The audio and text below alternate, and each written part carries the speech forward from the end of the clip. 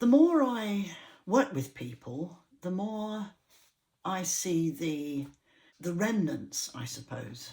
Remnants, I don't know if that's the right word, but the offshoots of what the civilized way of living gives to us. And I have been thinking a lot about the way people move in and out of their shamanic disturbances, their highs and their lows, and everything they discover when they come and take part in the workshops I provide. I've been thinking about that, and I've been thinking about how much we have kindness and compassion at the very top of the list when we're doing anything. We expect to give, to offer kindness and compassion, and we expect to receive kindness and compassion.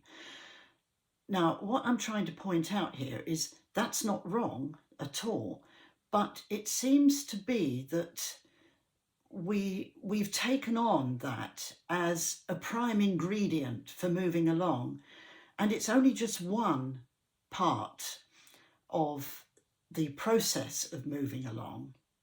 So in other words, I was thinking, why is it always the case that kindness and compassion is at the very top of the list of things we need to apply to ourselves and to others when we're trying to develop and move on and grow and change and transform, etc., etc.? Why is that alone at the top of the list? It should be one of many other things.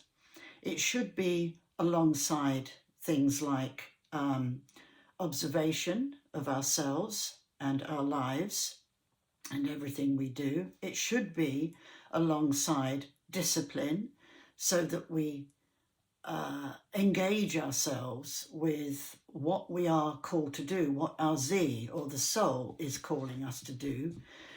It should be alongside a sense of adventure. It should be alongside courage. Courage is a big one, and we can't do anything unless we have courage. And if we are applying kindness and compassion and love and all those things, it doesn't always encourage us to be courageous. Sometimes we just have to encourage the person by, yes, being kind and compassionate, but also to explain to them that by their getting real, by using the discipline to move themselves along, they will find that they reach a stage where, yes, they're going to discover things inside themselves, things that may need to be dealt with, things they may just need to be looked at, changes of attitude, all those things. They may find those, but they're not going to be able to move on and grow and develop in a realistic way for their own sakes, not for mine, for their sakes, unless they use a whole range of qualities that accompany kindness and compassion. So if we're looking at the greater ancestors, Ravnos, Kam, Shon and Pov, or sky, sun, moon and earth, and the qualities they impart to us every single day of our lives, those qualities all come from the natural world and those greater beings we have around us. If we use all those qualities, then we're going to have a whole mix of tools inside that we can call upon to pull out of ourselves when we need them, alongside kindness and compassion. So it's worth thinking about all of this. The bottom line, I suppose, is the fact that when we are going through changes, going through transformations within ourselves, we tend to want everybody to be patient with us and to feel kindness and can feel compassion towards us. That is exactly how it should be. But also, if those people talking to us are also nudging us along and saying, it's okay, have that courage, have that sense of adventure, be brave, be bold, discipline yourself to move forward, and then, oh my goodness, how much we can admire a person who does that. I do. as a teacher and somebody who always needs to be inspired and always needs to learn more. I need to learn more as much as everyone else. I don't just know it all and just spout off things because I've got this big book of stuff I know and I'm not going anywhere else and everybody has to fit into that. Unfortunately, some people see me like that, but that's not the way it is. I'm learning and growing as you are learning and growing. And when you come to a workshop, if you start to unfold, unburden yourself, talk about the things that go on for you, it's a safe place to do it because we have all those qualities in our hand. We don't just have kindness and compassion, because if we did, then we'd all be taken for quite a ride if somebody wanted to make use of that in us. Always remember that. It's another aspect.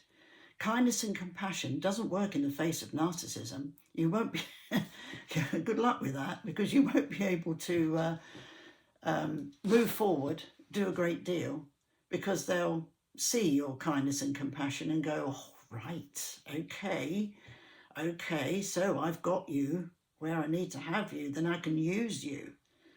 Then I can offload my stuff onto you and you'll be kind and compassionate to me and I'll be able to do anything I like, blah, blah, blah, blah. You hopefully might know what I'm getting at and know the story. So going back to what I'm talking about, when we are moving through things within ourselves, we need a whole array of qualities. And sometimes some of my students will demonstrate this, and I am blown away. I am absolutely blown away when they do this, because they're doing it in their own volition. They're doing it themselves. That is true healing. That is good management of what you've got. And it's only when you've been through it that you will see what I'm talking about. I don't heal you. No one in the universe, no one else can heal you. They can inspire you. They can provide the space for you to find all those things within yourself and have access to those qualities. But they cannot heal you. It's no good putting your hands on someone and saying, you are now healed. It doesn't work. That's not the way it works. You can give someone comfort by doing that, but each individual will do it themselves, because they have to find what it is that constitutes that hurdle that they've got to climb over. I find my hurdles, I know what they are when I meet them, but no one else will know what my hurdles are. They can encourage me to go towards it, and then when they get a glimpse of it, they could say, okay, now step over it. I'm here to catch you. And I'm going to encourage you to go over it. So have the courage to lift up your leg and move over it. It's not as difficult as you think once you engage with that part of yourself. Remember, your higher self, your ancient self, is pushing you towards that. That part of you will help you. And yes, it does hurt. Yes, it is painful, but only momentarily. Once you've gone over that hurdle, once you've taken that step, then it starts to settle. It's just like the rainfall after a great storm, when it's just passing and the ground is wet and the dark clouds are receding over the horizon. And you're left open and free and able to enjoy another sunny day. I hope you can get the idea of what I'm talking about here with the qualities. If you don't understand, then yes, I say the same old thing. Come to my workshops, because then we have time to talk about it. We have time to explore.